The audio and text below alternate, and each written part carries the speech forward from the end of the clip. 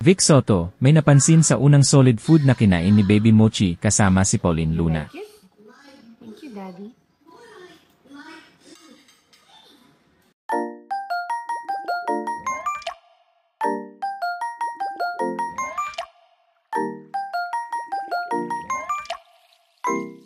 Isang masayang yugto ng pagiging magulang ang naranasan ng mag-asawang Vic Soto at Pauline Luna nang subukan ni Baby Mochi, ang kanilang anak, ang kanyang unang solid food.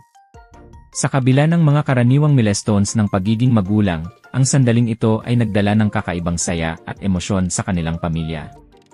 Isang umaga, nagdesisyon si Pauline na ipakilala kay Baby Mochi ang kanyang unang solid food. Matapos ang ilang buwan ng eksklusibong pagpapasuso at pureed baby food, handa na si Baby Mochi na tikman ang unang pagkaing medyo buo at malasa. Pinili ni Pauline na maghanda ng malambot na pineapple na mainam para sa mga nagsisimula pa lamang kumain ng solid food.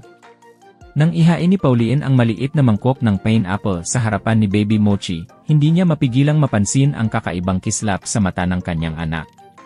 Nag-aalangan man noong una, sa huli ay napangiti si Baby Mochi, at dahan-dahang isinubo ang unang kutsarang solid food. Habang tinutulungan ni Pauline si Baby Mochi, napansin ni Vic ang kanyang anak na tila nasisiyahan sa bagong karanasan.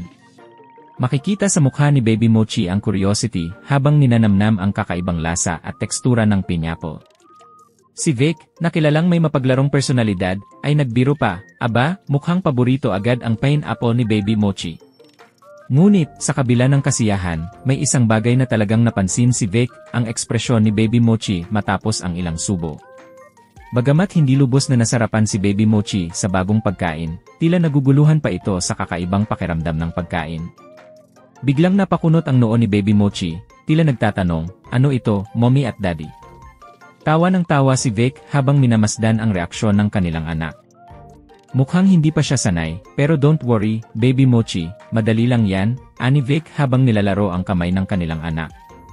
Samantala, si Pauline naman ay nanatiling kalmado at masigla, nagpapakita ng suporta sa kanilang anak na unti-unting nakikilala ang bagong mundo ng pagkain.